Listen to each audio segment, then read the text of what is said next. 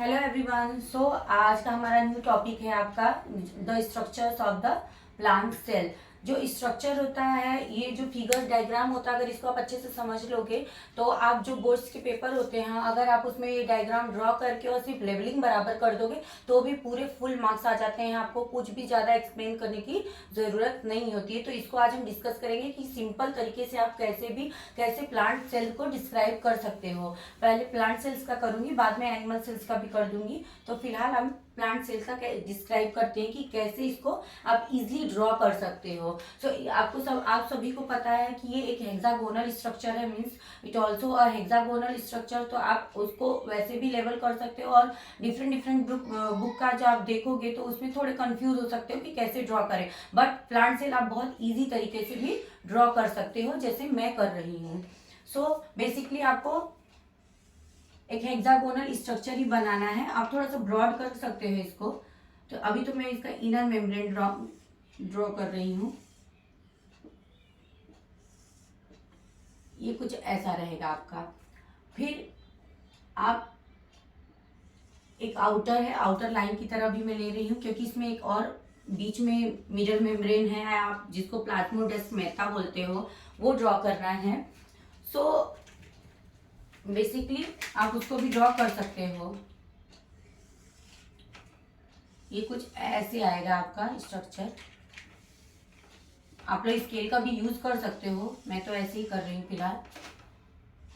तो बराबर अगर आपको लेंथ देखनी है तो आप स्केल का भी यूज कर सकते हो, उससे आपको थोड़ा इजी पड़ेगा। ओके, सो ये आपका हो गया इनर मेम्ब्रेन, आउटर मेम्ब्रेन, और बीच की जो एक लाइन होती है, it is also called plasmodesmata, जिसको आप ऐसे भी ड्रॉ करके निकाल सकते हो।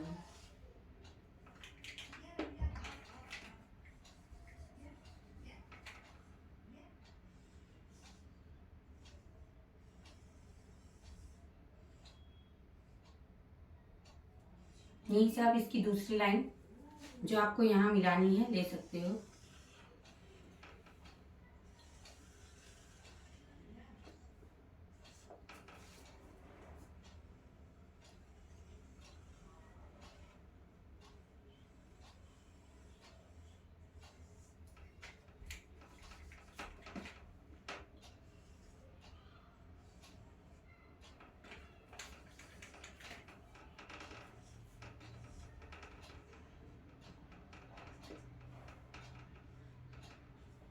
एक इसका एकदम सिंपल डायग्राम है, जिसको आप ड्रॉ करके लेबल करके पूरे फुल मार्क्स, और ये लगभग आपके 5 मार्क्स में आते हैं। तो आपको 5 मार्क्स आराम से मिल जाएंगे। सो पहले तो लेबलिंग आप यहीं पे आप कर सकते हो, इसकी लेबलिंग। सो क्या हो गया, ये आपका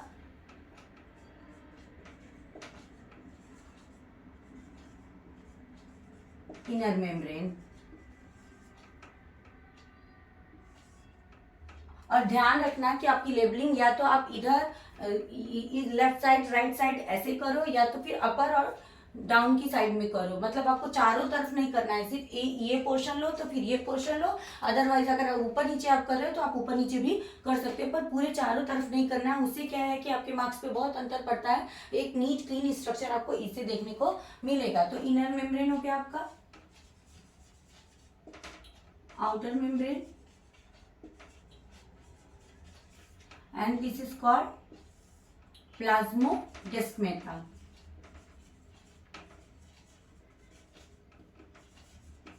plasmodesmata is also called cement like structure. जैसे एक सीमेंट होता है, वो बाउंड करता है आपको, कोई भी ईंट की चीजें हो या किसी चीज को हमको जब बाउंड करना होता है तो सीमेंट लगाते हैं। तो जो प्लाज्मोडेस्माटा होता है, इसका भी वर्क सेम होता है। It is also you also called a cement like structure. Is also join outer membrane and inner membrane to doing all the functioning of the cell properly. ठीक है, तो ये पूरा मतलब ये इसको दोनों को ज्वाइंट करता है, जिससे कि इसकी जो फंक्शनिंग है उसमें भी कोई प्रॉब्लम नहीं हो और एकदम अच्छे से इसकी फंक्शनिंग होती जाए। ओके, सो अब हम आते हैं इसके बीच के चीज में, जो प्लांट सेल्स है। प्लांट सेल्स आपको पता है कि इसमें न्यूक्लियस जरूर प्रेजेंट होगा, तो इसमें बहुत सारी चीजें आ जाएंगी। जैसे आपका सबसे पहले तो आप न्यूक्लियस ही ड्रॉ कर लो। न्यूक्लियस है, न्यूक्लियस को पूरा इसका राउंड, तो इसको आउटर मेम्ब्रेन इसकी दे दो, तो इसको क्या बोलेंगे, तो ये आपका हो जाएगा nucleus, and it is also called nuclear membrane. Nuclear membrane, ये आपको एकदम सिंपल डायग्राम बता रही हूँ। और इसके बाद जब इसी से आप कनेक्ट करके बनाओगे तो इसमें आपका आ जाएगा एंडोप्लाज्मिक रेटिकुलम, आप जिसको शॉर्ट फॉर्म में ER भी बोलते हो। Endoplasmic reticulum it also differentiated into two parts, smooth endoplasmic reticulum and rough endoplasmic reticulum. तो पहले इसको ड्रॉ कर लेते हैं।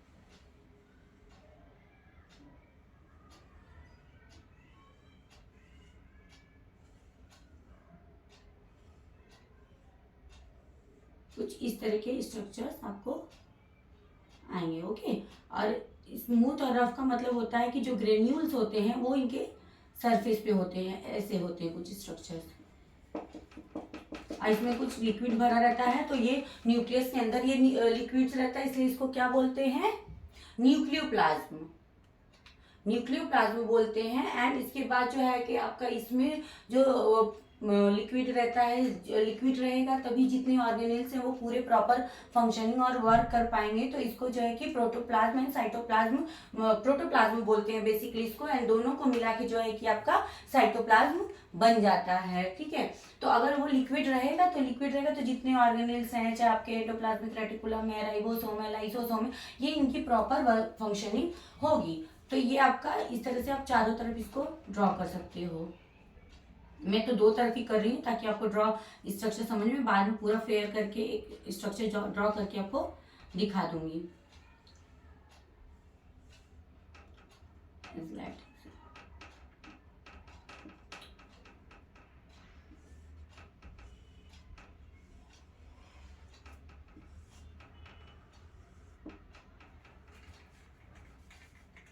तो एंडोप्लाज्मिक रेटिकुलम भी दो तरह का डिवाइड होता है, एक स्मूथ होता है और एक रफ हो जाता है। ठीक है, अब इसके बाद आ जाते हैं हम लोग गोल्जी बॉडी पे।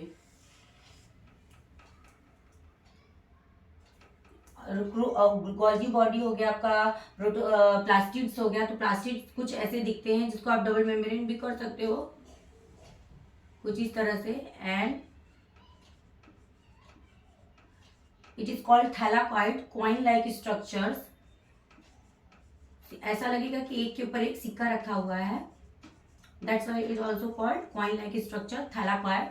It also traps the solar energy and doing the photosynthesis in plant cells and secure the food in the form of energy. As like human beings, we all are eating some food or many things we will eat.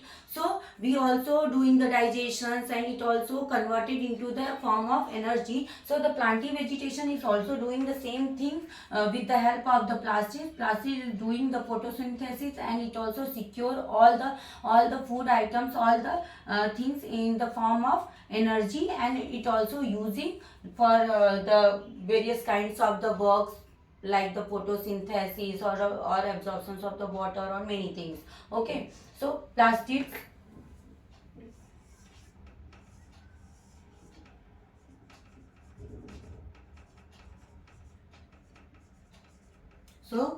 आप labelling भी साथ में करते जाओ ताकि आपको confusion भी न हो। प्लास्टिड्स। Now mitochondria.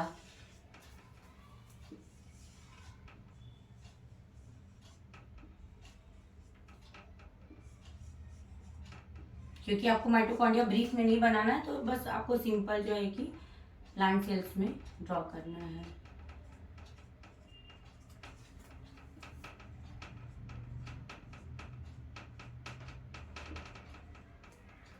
आप लेबलिंग भी साथ में करते चलो। Mitochondria. So mitochondria is also called the powerhouse of the cell. Powerhouse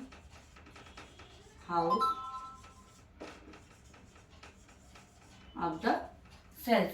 Mitochondria. In mitochondria also see the Christie like the structure is also converted all the energy in the form of ATPs.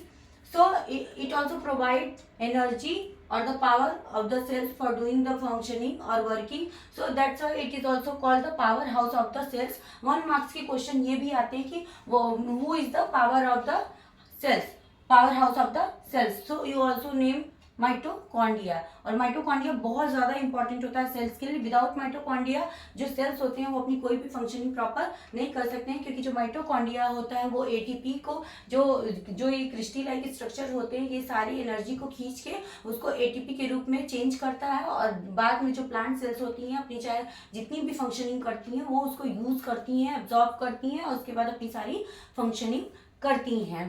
तो ये आपका एक मतलब मोटा मोटा आप समझ सकते हो कि स्ट्रक्चर्स है. और उसके बाद आ गया आपका गोल्जी बॉडी.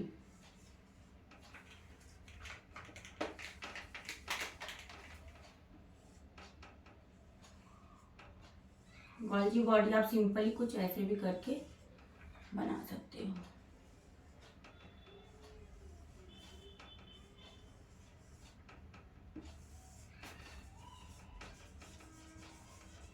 गोल्जी कॉम्प्लेक्स भी इसको कहा जाता है. तो Golgi complex it also you also call the traffic police. ये भी 1 मार्क्स का क्वेश्चन आता है.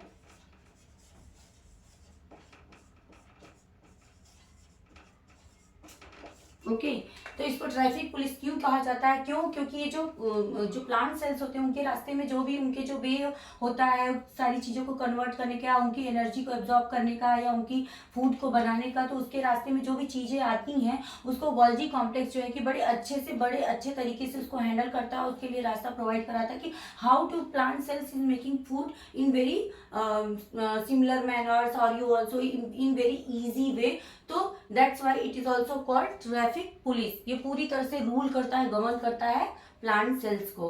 तो आप बेसिकली अब करते जाओ और उसके बाद जो है कि इसकी लेबलिंग भी करते जाओ. और जो इसके अंदर लिक्विड होता है न्यूक्लियस के अंदर, इसको क्या बोलते हैं?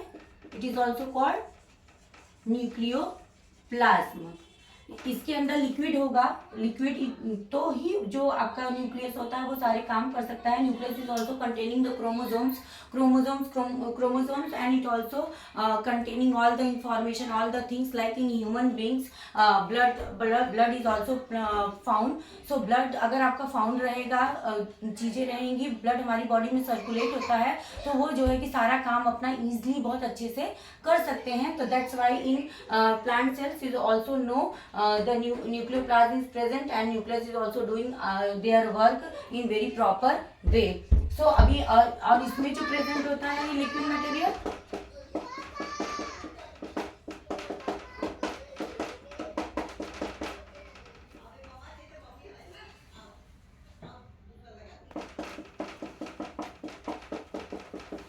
तो बेसिकली जो न्यूक्लियस के अंदर आपका लिक्विड ऑर्गेनिज्म है उसको हम न्यूक्लियोप्लाज्म बोलते हैं, और जो पूरे सेल्स में प्रेजेंट होता है इसको क्या बोलते हैं हम लोग? साइटोप्लाज्म बोलते हैं. Cytoplasm. So cytoplasm plus nucleoplasm combinedly you also called protoplasm.